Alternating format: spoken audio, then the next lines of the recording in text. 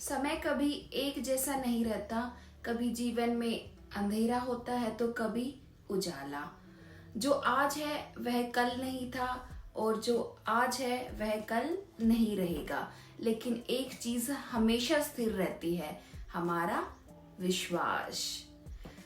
राधे राधे दोस्तों, मैं हूँ मोनिका और आज मैं आपको एक सच्ची कहानी सुनाने जा रही हूँ जो न सिर्फ आपके मन को छू जाएगी बल्कि आपको प्रभु श्री कृष्ण पर अडिग विश्वास करने की प्रेरणा भी देगी। ये कहानी है अमेरिका में रहने वाली एक माँ श्रीमती निशा अग्रवाल की। एक सामान्य महिला लेकिन एक असाधारण भक्ति की मिसाल। निशा जी अमेरिका में रहती हैं और उनकी दो प्यारी प्यारी बेटियां हैं।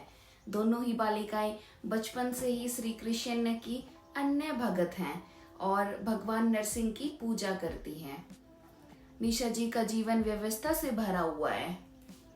इतना ही नहीं, उनको अपने बाल संवारने तक का भी समय नहीं मिलता। तो एक बार की बात है, जन्माष्टमी का दिन था। भगवान श्री कृष्ण का जन्म उत्सव मनाने का शुभ अवसर। निशा जी ने तय किया कि भगवान के लिए पंजीरी बनाएंगी। तो छुट्टी का दिन था, घर के ढेरों काम थे। जल्दी जल्दी सब काम निपटाकर वो राशन लेने घर से बाहर निकली। तभी दरवाजा बंद करते हुए उनके कान से एक सोने की इयररिंग गिर गई। पर समय कम था तो उन्होंने सोचा प्रभु सब संभाल लेंगे और भगवान पर विश्वास करते हुए वो चली गई। राशन लेकर आई, पंजीरी बनाई, बेटियों ने मिलकर भगवान की पूजा की, भजन गाए, उत्सव मनाया और जन्माष्टमी का दिन बहुत सुंदर बीता।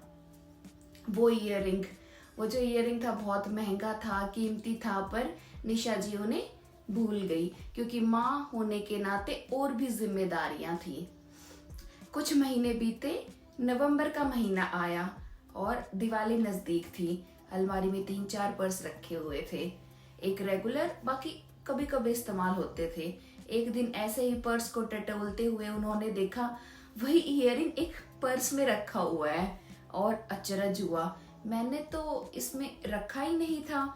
लेकिन फिर एक भाव निकला उनके हृदय से, प्रभु आप ही हो जो सब कुछ संभालते हो।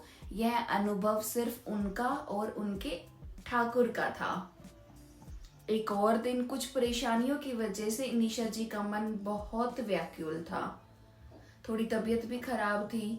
बार बार मन में एक ही चिंता, अगर मुझे कुछ हो गया तो मेरी बेटियों का क्या होगा। वो रो रही थी लगातार। तभी ऑनलाइन उन्होंने चित्रलेखा जी की भागवत कथा देखी। उन्होंने सुनना शुरू किया और धीरे धीरे मन शांत होने लगा। रात हुई, बेटियां सो गई, निशा जी भी बिस्तर पर लेट गई, लेकिन मन अभी भी डगमगा रहा था। सोचती रही, मेरा देश कितना दूर है, कौन आएगा, वीजा कैसे मिलेगा, पासपोर्ट बनेगा कि नहीं, मेरी बच्चियों का आखिर क्या होगा। तभी एक विचार आया, मेरे कृष्णा मेरे पास हैं। ध्यान करने लगी। तभी उन्हें महसूस हुआ कि कमरे में कोई चल रहा है। वो कहती हैं, मेरे ठाकुर मेरे पास है। उनकी आंखें डर से खुल नहीं रही थी। वो साधारण महिला थी और ये जो अनुभूति थी, ये अनुभूति दिव्य थी। उन्होंने अपने मन से कहा, हे प्रभु, सूरदास ने भी बिना नेत्रों के आपको महसूस किया था। मैं भी उसी तरह आपकी अनुभूति कर रही हूँ। आप मेरे पास है, मुझे विश्वास है। इस अनुभव ने उनका जीवन बदल दिया। अब उन्हें डर नहीं लगता और चिंता भी नहीं होती। वो जानती हैं जब कोई नहीं होता तो ठाकुर जरूर उनके साथ होते हैं। दोस्तों, निशा अग्रवाल जी की ये कहानी कोई कल्पना नहीं, एक सच्चा अनुभव है। एक माँ, एक भक्त जिन्होंने कठिनाइयों में भी भगवान पर विश्वास नहीं छोड़ा।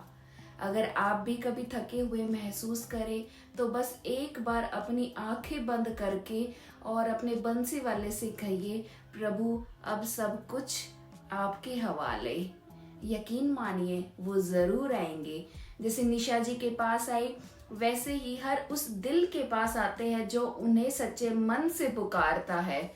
अगर इस कहानी ने आपके मन को छुआ हो तो इसे अपने किसी प्रिय से जरूर साझा करें। आपके एक शेयर से किसी का विश्वास फिर से जाग उठेगा। जय श्री कृष्णा। राधे राधे।